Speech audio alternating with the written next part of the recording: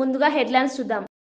కర్నూలు జిల్లాలో శ్రీశైలం మల్లికార్జున స్వామిని దర్శించుకున్న ప్రధాని మోదీ దేశ ప్రజల శ్రేయస్సు కోసం ప్రత్యేక పూజలు చేసినట్టు వెల్లడి. మొత్తం 13,340 కోట్ల విలువైన అభివృద్ధి పనులకు శ్రీకారం. ప్రధాని వెంట CM Chandrababu, deputy CM Pawan Kalyan. ప్రధాని మోదీపై పవన్ కళ్యాణ్ ప్రశంసల వర్షం. ఫలితం ఆశించని కర్మయోగి మోదీ అని కితాబు. కూటమి ప్రభుత్వం కనీసం 15 ఏళ్లు కొనసాగాలని ఆకాంక్ష.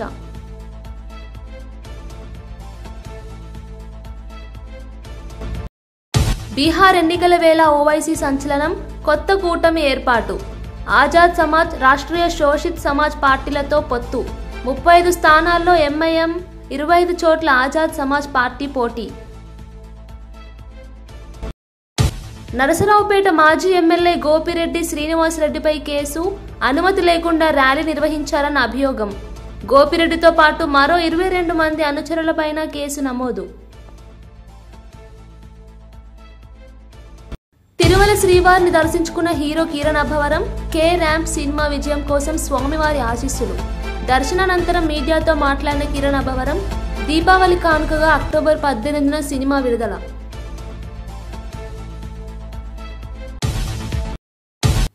ప్రధాని నరేంద్ర మోదీ ఆధ్యాత్మిక యాత్రలో భాగంగా శ్రీశైలం శ్రీ మల్లికార్జున స్వామి ఆలయాన్ని సందర్శించారు. ఈ సందర్భంగా ఆలయ అర్చకులు ఆయనకు ప్రత్యేక పూజలు నిర్వహించారు. ఆలయ ప్రాంగణంలో ప్రధానిని స్వాగతించిన అధికారులు, దేవాదాయ శాఖ ప్రతినిధులు భక్తి వాతావరణం నింపారు. దేశ సేవతో పాటు ఆధ్యాత్మిక విలువలకు ప్రధాని ఇచ్చే ప్రాధాన్యం స్పష్టమైందని భక్తులు అన్నారు. ప్రధానమంత్రి ఆలయ దేవతలకు పూజలు చేసి దేశ ప్రజలకు శాంతి, సౌభాగ్యం కలగాలని ప్రార్థించారు. మోదీ పర్యటనతో శ్రీశైలం పట్టణం పండుగ వాతావరణాన్ని సంతరించుకుంది. ఈ సందర్భంగా ఆలయ పరిసరాల్లో భక్తులు భారీగా తరలివచ్చారు. భక్తి, ఆధ్యాత్మికతతో నిండిన ప్రధాని మోదీ దర్శనం భక్తుల మనసులు తాకింది.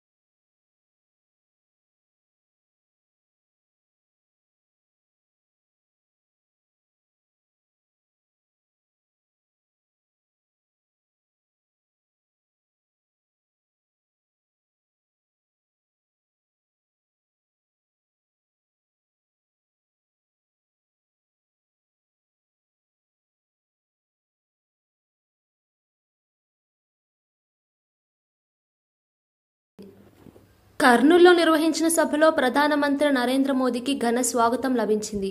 సీఎం చంద్రబాబు, ఉప ముఖ్యమంత్రి పవన్ కళ్యాణ్ కలిసి ప్రధానికి శాల్వా కప్పి సత్కరించారు. ఈ సందర్భంగా చంద్రబాబు శివుడి జ్ఞాపికను బహుకరించి రాష్ట్ర ప్రజల తరపున కృతజ్ఞతలు తెలిపారు. సభలో గవర్నర్ అబ్దుల్ నజీర్, కేంద్ర మంత్రి మాధవ్, అనేక మంది నేతలు పాల్గొన్నారు. పవన్ కళ్యాణ్ మాట్లాడుతూ మోదీ గారు దేశానికి దిశానిర్దేశం చేస్తున్న నాయకుడు, ఆత్మనిర్భర్ భారత్ లక్ష్యంతో నూతన దిశలో దేశాన్ని నడిపిస్తున్నారని అన్నారు. సభ ప్రాంగణం మోదీ మోదీ నినాదాలతో మార్మోగింది. ప్రధాని సభలో దేశ అభివృద్ధి, ఆంధ్ర ప్రగతిపై కీలక వ్యాఖ్యలు చేయనున్నారు. ఈ సభతో కూటమి శక్తి మరోసారి ప్రజలకు ప్రదర్శితమైందని రాజకీయ విశ్లేషకులు పేర్కొన్నారు. అలాగే బీజేపీ రాష్ట్ర అధ్యక్షులు శ్రీ పివిఎన్ మాధవ్ గారు ప్రత్యేకమైనటువంటి శాలువని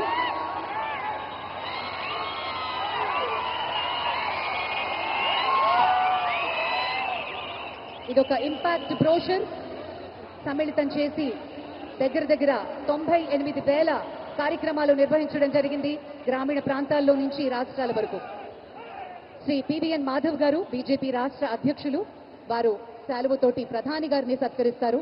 బీహార్ అసెంబ్లీ ఎన్నికలు సమీపిస్తున్న వేళ రాజకీయ సమీకరణాలు వేగంగా మారుతున్నాయి. ఈ క్రమంలో అసదుద్దీన్ ఓవైసీ నేతృత్వంలోని ఏఎంఐఎం పార్టీ ఓ కీలక నిర్ణయం తీసుకుంది. రాష్ట్రంలో 2 ఇతర పార్టీలతో కలిసి కొత్త రాజకీయ కూటమిని ఏర్పాటు చేస్తున్నట్లు ప్రకటించింది. ఈ నిర్ణయంతో బీహార్ రాజకీయాల్లో మరో కొత్త ఫ్రంట్ ఆవిర్భవించినట్లయింది. కిషన్గంజ్లో ఏర్పాటు చేసిన మీడియా సమావేశంలో ఎంఐఎం రాష్ట్ర అధ్యక్షుడు అఖ్తరుల్ ఇమాన్ ఈ పొత్తు వివరాలను వెల్లడించారు. ఆజాద్ సమాజ్ పార్టీ, స్వామి ప్రసాద్ మౌర్యకు చెందిన రాష్ట్రీయ శోషిత్ సమాజ్ పార్టీలతో కలిసి తమ కూటమి ఎన్నికల బరిలో నిలుస్తుందని ఆయన స్పష్టం చేశారు. మతతత్వ శక్తులను నిలువరించడమే తమ ప్రధాన లక్ష్యమని ఇమాన్ పేర్కొన్నారు.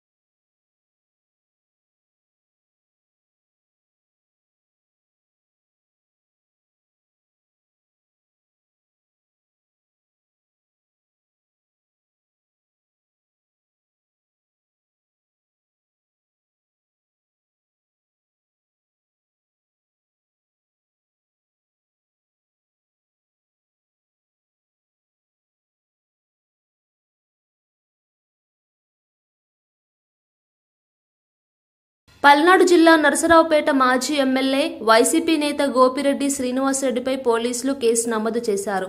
2 రోజుల క్రితం పట్టణంలో ముందస్తు అనుమతి లేకుండా ర్యాలీ నిర్వహించారనే ఆరోపణలతో ఆయనతో పాటు మరో 22 మంది అనుచరులపై నరసరావుపేట 1 టౌన్ పోలీస్ స్టేషన్లో కేసు ఫైల్ చేశారు.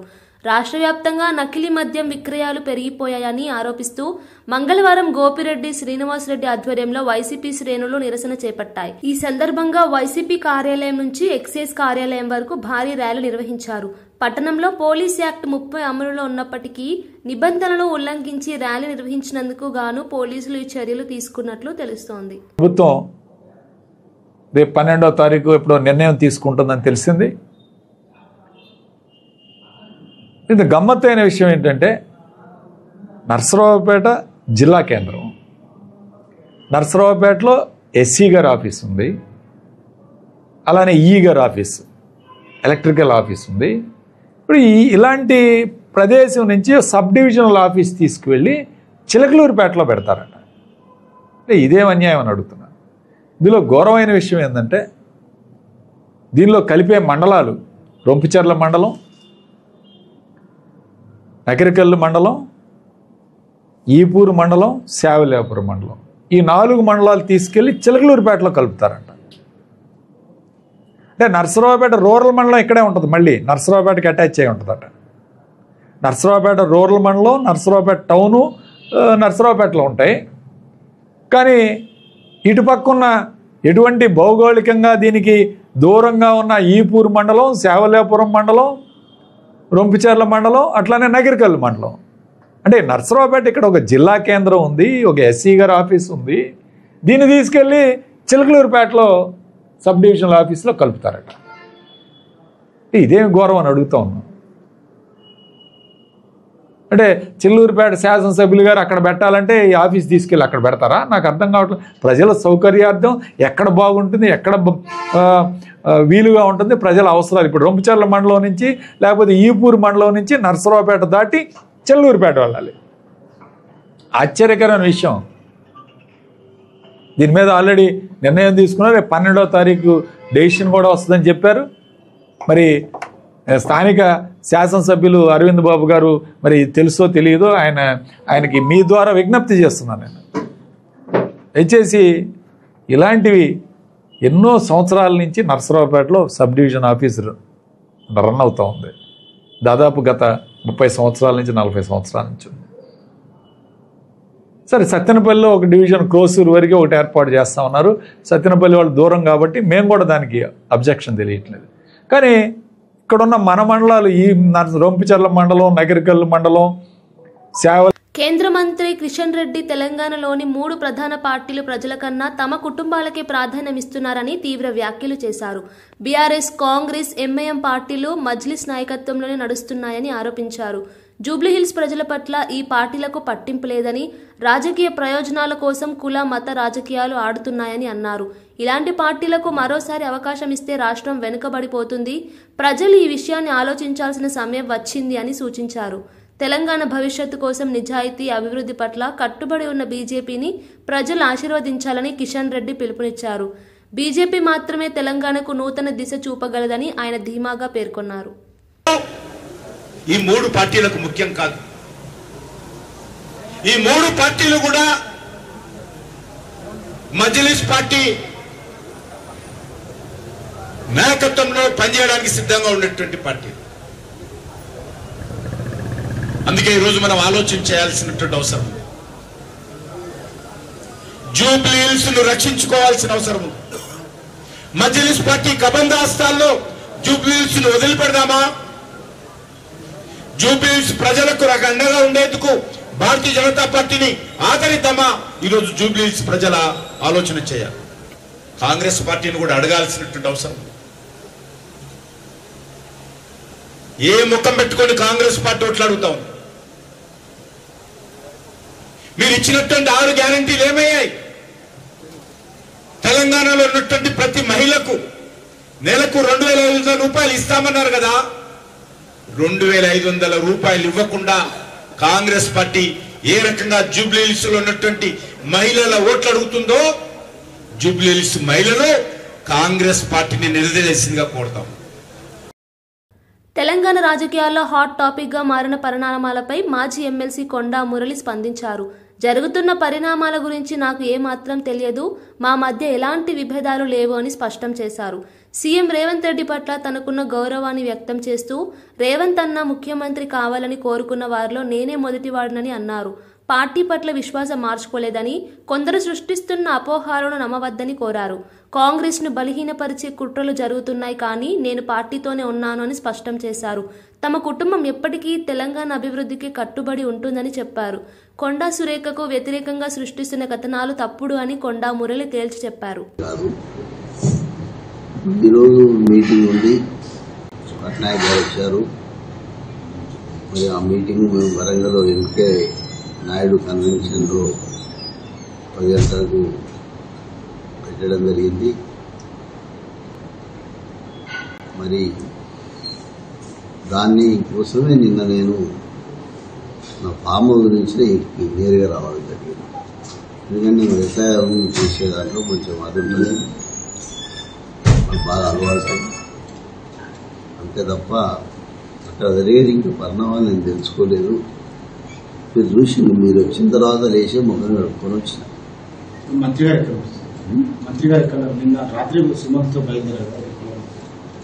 మంత్రి గారు హైదరాబాద్ ఉండరు అనేది మీకు పైకి మీద దాకా చూసినండి. నాకేం అభ్యంతరం లేదు. మంత్రి గారు కూడా మీటింగ్కి వస్తారు, మీటింగ్కి వస్తారు. ఎందుకంటే పార్టీ ఇది కాబట్టి కంపల్సరీ మంత్రి గారు కూడా ఉండవలసిన బాధ్యత ఉంటుంది.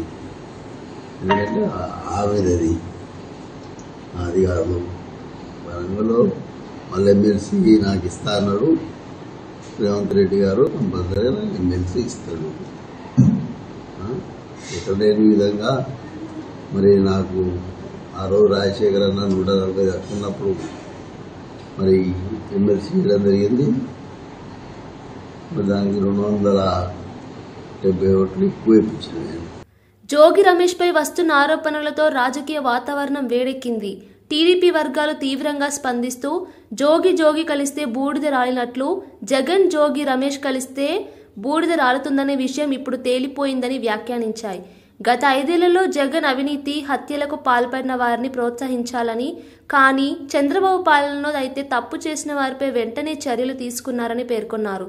జోగి రమేష్ నకిలీ మద్యం వ్యవహారంలో కీలక పాత్ర పోషించారని జనార్దన్ స్వయంగా ప్రకటించారని టీడీపీ నేతలు గుర్తు చేశారు. తప్పు చేసి దొరికిపోయి కూడా సిగ్గు లేకుండా మాట్లాడడం జోగి రమేష్ తీరును చూపిస్తుందని విమర్శించారు. చంద్రబాబుకు కల్తీ మద్యం వ్యవహారంతో ఎలాంటి సంబంధం లేదని స్పష్టం చేస్తూ జగన్ భారతి స్వామివారి ముందు ప్రమాణం చేయాలని టీడీపీ సవాల్ విసిరింది.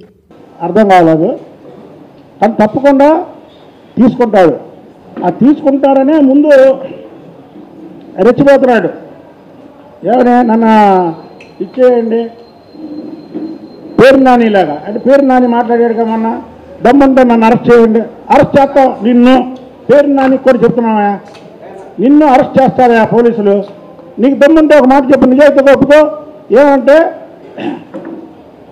బియ్యం దొంగతనం కేసులో నా భార్యకి ఏం సంబంధం లేదు, నా భార్య పేరు పెట్టింది నేనే అని నువ్వు ఒప్పుకో. నిన్ను అరెస్ట్ చేస్తారో లేదో చూద్దాం. తప్పు చేయడం చంద్రబాబు గారిని ప్రమాణం చేయమన్నాం. ఏంటిది? ఈ కల్తీ మద్యం కేసులో జనార్దన్ రావు అనే ముద్దాయి జోగి రమేష్ పేరు చెప్పాడు. జోగి రమేష్ వెనకాతల జగన్మోహన్ రెడ్డి ఉన్నాడు, ఇంకెవరున్నారో అవి కూడా త్వరలోనే తేల్తాయి. ఈ కల్తీ మద్యం చేసి 3,500 కోట్లు ఇవాళ తెలుగుదేశం ప్రభుత్వం వచ్చి షాపులు పాట పెట్టింది, ప్రభుత్వం నడపట్ల. అలాగే మద్యం ఎవరైతే మద్యం తయారు వాళ్ళు ఉన్నారో వాళ్ళకి ఇచ్చారు. మేమేమి ప్రభుత్వం నడపడం, కూటమి ప్రభుత్వం నడపడం, చంద్రబాబు గారు నడపడమా, లేకపోతే లోకేష్ బాబు గారు నడపడమా, లేకపోతే పవన్ కళ్యాణ్ గారు నడపడమా, నడపట్లే. ఇక్కడ ప్రైవేటు వ్యక్తులు నడుపుతున్నారు.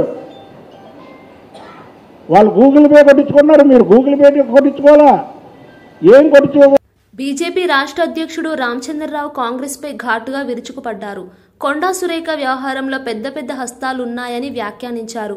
దేశంలో కాంగ్రెస్ అధికారంలో ఉన్నంతకాలం అవినీతి బహిరంగంగా సాగిందని ఆరోపించారు. కాంగ్రెస్ నాయకులు తమ ఆస్తులు, బినామీల వివరాలు బయటపెట్టాలి, అవినీతి ఆరోపణలపై ప్రభుత్వం ప్రజలకు వివరణ ఇవ్వాలని డిమాండ్ చేశారు. బీఆర్ఎస్ కాంగ్రెస్ పార్టీలు రాష్ట్రాన్ని దోచుకున్నాయని, ప్రజల నమ్మకాన్ని కోల్పోయాయని పేర్కొన్నారు. పంపకాలలో తేడాలు రావడంతోనే కాంగ్రెస్లో గొడవలు చెలరేగుతున్నాయని అన్నారు. బీజేపీ మాత్రమే ప్రజా సమస్యలకు పరిష్కారం చూపగలదని, అవినీతికి వ్యతిరేకంగా తమ పోరాటం కొనసాగుతుందని స్పష్టం చేశారు. కాంగ్రెస్ అవినీతి బురదలో మునిగిపోయిందని రామచంద్రరావు వ్యాఖ్యానించారు. ఆరోపణలతో ప్రతి ఆరోపణ కూడా వచ్చినాయి. ఏంటంటే దీంట్లో పెద్ద వాళ్ళ హస్తాలు ఉన్నాయి, పెద్ద మినిస్టర్లు ఉన్నారు, పెద్ద ముఖ్యమంత్రికి దగ్గర ఉన్న వాళ్ళు ఉన్నారు, వాళ్ళందరూ కూడా ఉన్నారని చెప్పేసి చెప్తా ఉన్నారు. భారతీయ జనతా పార్టీ మీ ముందు చెప్తా ఉన్నాం, కాంగ్రెస్ అంటే corruption, Congress is synonymous of corruption. ఈ రెండు పదాలు కాంగ్రెస్ కరప్షన్ ఒకే రకంగా పోతుంది. ఈ దేశంలో కాంగ్రెస్ పార్టీ ఉన్న రోజు కరప్షన్ ఉండే, ఎవరెవరు కరప్షన్ చేశారన్నా మొత్తం కాంగ్రెస్ నాయకులు ఈరోజు ఈ రాష్ట్రంలో ఉన్న కాంగ్రెస్ నాయకులు వాళ్ళు దీనిపైన వివరణ ఇవ్వాల్సిన అవసరం ఉంది. వాళ్ళ ఆస్తుల వివరాలు ఇవ్వాలి, వాళ్ళ బేనామీ వివరాలు ఇవ్వాలి, ఎవరెవరు ఎక్కడెక్కడి నుంచి ఎక్కడ ఎక్స్ట్రాక్షన్ చేశారు, ఎంతమంది దోచుకున్నారు. దోచుకునే ప్రభుత్వం అయిపోయింది ఇది. మీది కాంట్రాక్టర్స్ ప్రభుత్వం, మీది కమిషన్ల ప్రభుత్వం, మీది కాంట్రాక్ట్స్ ఇచ్చే ప్రభుత్వం. ఇప్పుడు మీ ప్రభుత్వము ఎక్స్టార్షన్ చేసే ప్రభుత్వం, బలవంతమైన వసూలు చేసేటువంటి ప్రభుత్వం అయిపోయింది. గత ప్రభుత్వం బీఆర్ఎస్ వాళ్ళు దోచుకున్నారు, వాళ్ళు ఇంకా ఇప్పుడు పంచుకుంటూ పంచుకుంటున్నారు, ఇంకా గొడవలు అవుతున్నాయి వాళ్ళ మధ్యన పంచుకుంటంలో. మీరు కూడా ఏం చేస్తున్నారు, మీరు కూడా పంచుకునే దీంట్లో క్రమంలోనే గొడవలు అవుతున్నాయని చెప్పి మీ టీఆర్ఎస్ నేత ఆర్ఎస్ ప్రవీణ్ కుమార్ కాంగ్రెస్ ప్రభుత్వంపై ఘాటుగా విరుచుకుపడ్డారు. కాంట్రాక్టుల కోసం, కమిషన్ల కోసం మంత్రులు పరస్పరం కొట్టుకుంటున్నారు, ఇలాంటి వారు రాష్ట్రాన్ని ఎలా రక్షిస్తారని ప్రశ్నించారు. అడ్లూరి లక్ష్మణ్, పొన్నం ప్రభాకర్, వివేక్ వెంకటస్వామి, పొంగులేటి శ్రీనివాసరెడ్డి, కొండా సురేఖల మధ్య జరుగుతున్న తగాదాలను ఉదహరిస్తూ తీవ్ర విమర్శలు చేశారు. ఇదంతా రాజ్యం నాది అన్న రేవంత్ రెడ్డి తీరుకు ఫలితమని ఎద్దేవా చేశారు. ప్రజాసేవకులుగా ఉండాల్సిన మంత్రులు అధికార పోరాటంలో నిమగ్నమై ప్రజల సమస్యలను మరిచారని అన్నారు. కాంగ్రెస్లో సమైక్యత అనే మాటే లేకుండా అంతర్గత యుద్ధాలు కొనసాగుతున్నాయని వ్యాఖ్యానించారు. ఇలాంటి ప్రభుత్వం ప్రజల ఆశలను నెరవేర్చలేకపోతుంది అంటూ ప్రవీణ్ కుమార్ తీవ్ర స్థాయిలో దాడి చేశారు. శ్రీనివాసరెడ్డి, వరంగల్లో ఉండే మంత్రి కొండా సురేఖ వాళ్ళు కొట్లాడుకుంటున్నారు. సీతక్క నియోజకవర్గంలో పొంగులేటికి ఏం పని అని సీతక్క మనుషులు అంటారు. వీళ్ళిద్దరూ ఉన్నారా, మరి నేనెందుకు లేనని చెప్పేసి కొండా సురేఖ అంటారు. అంటే ఇదంతా కూడా కమిషన్ల కోసం, మీదంతా కాదు, ఇదంతా రాజ్యం నాది, నేనే మొత్తం తీసుకుంటా అని రేవంత్ రెడ్డి అంటా ఉన్నాడు. ఇలా రోహన్ రెడ్డి, ఇలా మీరు హైదరాబాదు, సైబరాబాదు, రాచకొండ కమిషనరేట్స్లో ఎవ్వరు కూడా భూమి ఓనరు సుఖంగా లేడు, ఎవ్వరు కూడా రియాల్టర్ సుఖంగా లేడు. ఎందుకంటే ఆర్ఆర్ ట్యాక్స్ అంటున్నారు. మరి ఈ ఆర్ఆర్ ట్యాక్స్ మీద ఇంటెలిజెన్స్లు నిఘా పెడతలేరా? ఈ ఆర్ఆర్ ట్యాక్స్ వెనకాల ఎవరున్నారు అనేది ఎవరు చూడడం లేదా? క్రీడా వాళ్ళని అడిగితే తెలుస్తుంది కదా. ఇవన్నీ ఏ గెస్ట్ హౌస్లలో ఈ పంచాయతీలు అడుగుతున్నాయి, ఎవరినైతే వాటి మీద నిఘా పెట్టొచ్చు కదా. తెలంగాణ భవన్ ముందర ఇంటెలిజెన్స్ పోలీసు వాళ్ళని పెట్టే బదులు అక్కడ పెట్టొచ్చు కదా. ఈ రోహన్ రెడ్డి గెస్ట్ హౌస్ దగ్గర, కొండలరెడ్డి గెస్ట్ హౌస్ దగ్గర, లేకపోతే తిరుపతి రెడ్డి గెస్ట్ హౌస్ దగ్గర, రేవంత్ రెడ్డికి ఇంకెవరెవరైతే ఉన్నారో, ఎవరో ఫహీం ఖురేషో నయీం ఖురేషో అనే పేరు, ఆయన గెస్ట్ హౌస్ ముంగట, వీళ్ళందరి గెస్ట్ హౌస్ల ముంగట పెట్టాలి కదా. మొన్న ఈనాడు, సాక్షాత్తు ఈనాడు పేపర్లో ఒక డీసీపీ, తర్వాత ఇంకొక అగ్రనాయకుడు, ఈ ముగ్గురు కలిసి పెద్ద ఎత్తున రియల్ ఎస్టేట్ దందా జరుపుతున్నారు. ఈనాడు దినపత్రికలో ఓపెన్గా వచ్చినా కూడా ఇంతవరకు ఆ డీసీపీలను ట్రాన్స్ఫర్ చేయలేదు. ఇప్పుడు వాళ్ళకే చెప్పి మీరు మమ్మల్ని జూబ్లీహిల్స్ ఎలక్షన్లో గెలిపించండి అంటున్నారు. ఇంత దారుణం జరుగుతూ ఉన్నది గవర్నమెంట్లో. ఒక్కరు కూడా పాలన మీద దృష్టి సారిస్తలేరు. కర్ణాటక ఐటీ మంత్రి ప్రియాంక మల్లికార్జున ఖర్గే సంచలన వ్యాఖ్యలు చేశారు. గూగుల్ ఆంధ్రప్రదేశ్కి వెళ్లడానికి ముఖ్య కారణం అక్కడి ప్రభుత్వం ఇచ్చిన భారీ రాయితీలే అని వెల్లడించారు.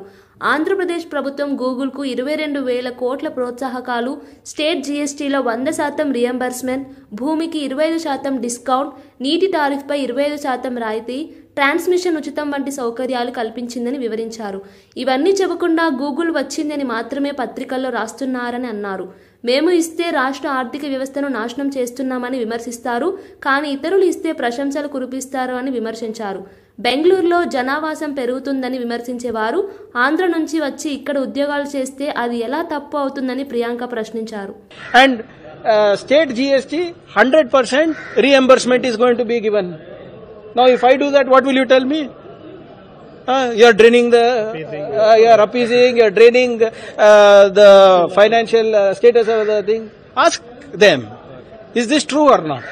Shiva Venkata Reddy, JDS MLA Srinivaspura, has filed. YSRCP నాయకుడు దేవినేని అవినాష్ నకిలీ మద్యం వ్యవహారంపై స్పష్టత ఇచ్చారు. జయచంద్రరెడ్డి, జనార్దన్లు కేవలం పాత్రదారులు మాత్రమే కానీ అసలు లాభదారులు ఎంపీ చిన్ని, ఎమ్మెల్యే వసంత అని వ్యాఖ్యానించారు. కేసును పక్కదారి పట్టించేందుకే జోగి రమేష్పై ఆరోపణలు మోపుతున్నారని తెలిపారు. జోగి రమేష్ వెనుక పార్టీ బలంగా నిలుస్తుంది అని స్పష్టం చేశారు. పసుపు చొక్కాలు వేసుకున్న కొంతమంది పోలీస్ అధికారులు కుట్రలో పాల్గొంటున్నారని ఆరోపించారు. ఈ కేసును రాజకీయంగా వాడుకోవాలని ప్రయత్నించే వారిపై చర్యలు తప్పవని హెచ్చరించారు. వైఎస్ఆర్సీపీ ప్రజల కోసం పనిచేసే పార్టీ అని, తప్పుడు ఆరోపణలతో తమ నాయకులను కించపరిచే ప్రయత్నాలు విఫలమవుతాయని అవినాష్ ధీమాగా అన్నారు. నిజం బయటపడుతుంది, అబద్ధాలు కూలిపోతాయంటూ ఆయన సవాల్ విసిరారు. ఈ రాష్ట్రంలో ప్రతి వైఎస్ఆర్ కాంగ్రెస్ పార్టీ కార్యకర్త సిద్ధపడిపోయారు. వాళ్ళు పెట్టే తప్పుడు కేసులకి, వాళ్ళు పెట్టే జైలుకి ప్రతి ఒక్కరికి సిద్ధమయ్యారు. ఇంకా హెరాస్మెంట్ చేస్తున్న జోగి రమేష్ గారు ఎప్పుడో సిద్ధమయ్యారు. ఈ తప్పుడు కేసులు అనేక నిలవు, తప్పకుండా వాళ్ళు ఏ విధంగా ముందుకు వచ్చినా, ఏది చేస్తాం ముందుకు వచ్చినా అన్ని విధాలుగా ముందుకెళ్తాం మేము సిద్ధంగా ఉన్నాం. సార్ ఒకటే, నిన్న వైసీపీ మాజీ మంత్రి జోగి రమేష్ గారితో కలిసి పార్టీ నాయకులు అందరూ కలిసి సిపి గారికి ఫిర్యాదు చేయడం సోషల్ మీడియాలో ఫేక్ ప్రచారం చేస్తున్నారు.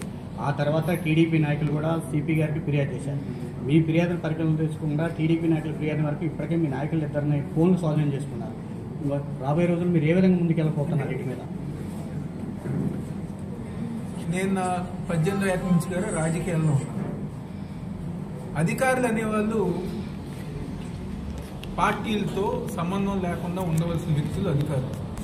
కానీ ఈరోజు కూటమి ప్రభుత్వం వచ్చిన తర్వాత అందరు అధికారులు అందరూ కూడా కూటమి ప్రభుత్వానికి ఏదో వాళ్ళు చెప్పిన ఆ నాయకులు ఏదైతే చెప్పారో వాళ్ళు చెప్పే విధంగా ఐపీసీ సెక్షన్లు పని చేయట్లా. కూటమి ప్రభుత్వం రెడ్ బుక్ సెక్షన్లు ఏదైతే ఉన్నాయో అవి ఈరోజు వైఎస్ఆర్ కాంగ్రెస్ పార్టీ వాళ్ళ మీద.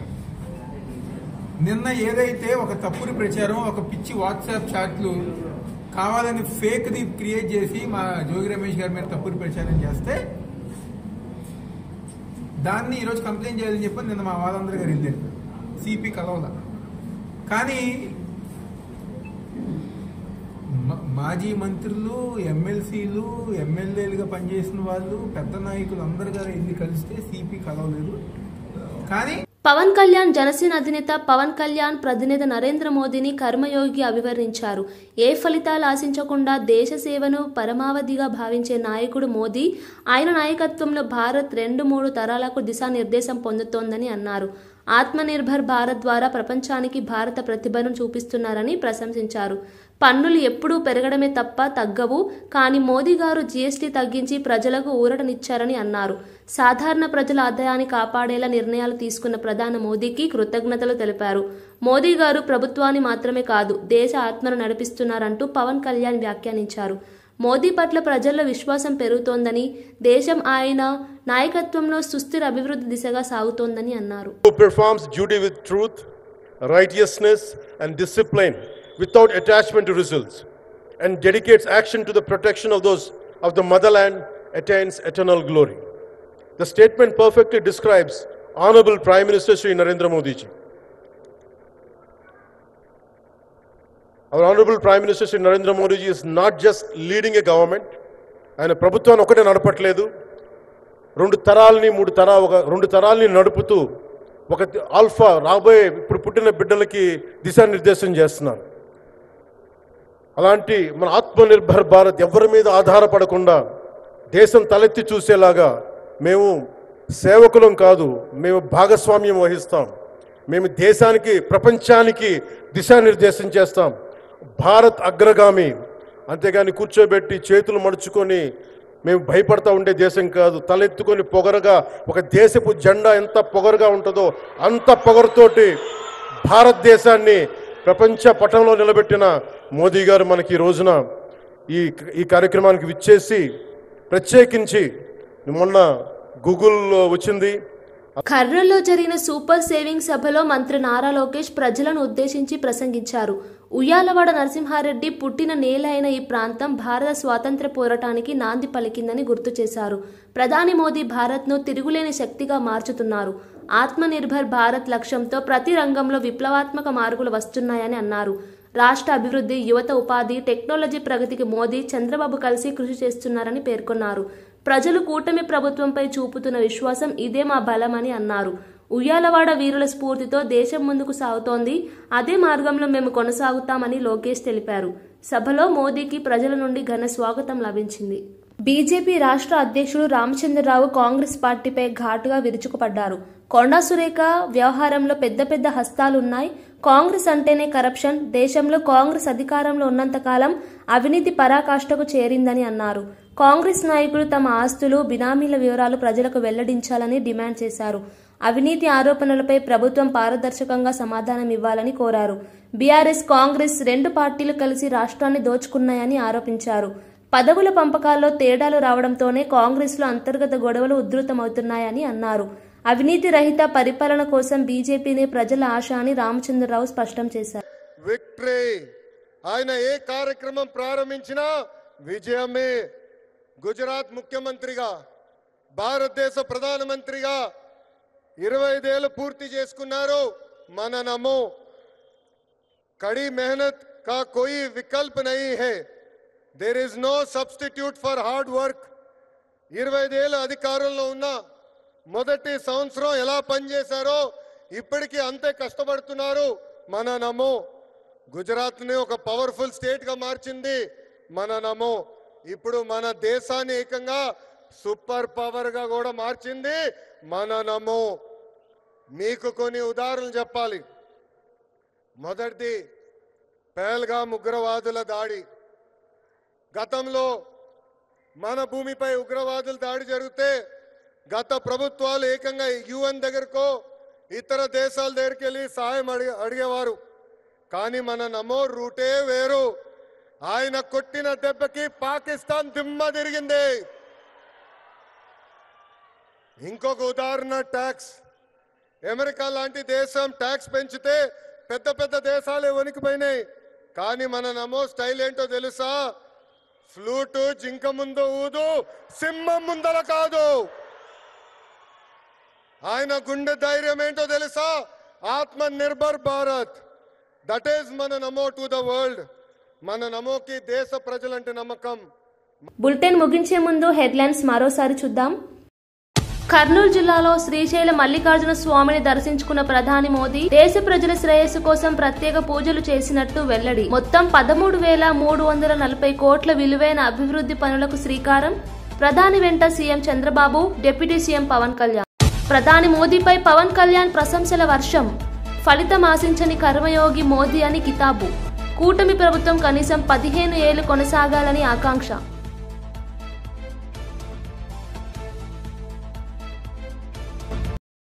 బీహార్ ఎన్నికల వేళ ఓవైసీ సంచలనం, కొత్త కూటమి ఏర్పాటు. ఆజాద్ సమాజ్, రాష్ట్రీయ శోషిత్ సమాజ్ పార్టీలతో పొత్తు. 35 స్థానాల్లో ఎంఐఎం, 25 చోట్ల ఆజాద్ సమాజ్ పార్టీ పోటీ. నరసరావుపేట మాజీ ఎమ్మెల్యే గోపిరెడ్డి శ్రీనివాసరెడ్డిపై కేసు. అనుమతి లేకుండా ర్యాలీ నిర్వహించారన్న అభియోగం. గోపిరెడ్డితో పాటు మరో 22 మంది అనుచరులపైన కేసు నమోదు. తిరుమల శ్రీవారిని దర్శించుకున్న hero Kiran Abbavaram. K ramp cinema విజయం కోసం స్వామివారి ఆశీస్సులు. దర్శనానంతరం మీడియాతో మాట్లాడిన కిరణ్ అభవరం, దీపావళి కానుకగా అక్టోబర్ 18న సినిమా విడుదల.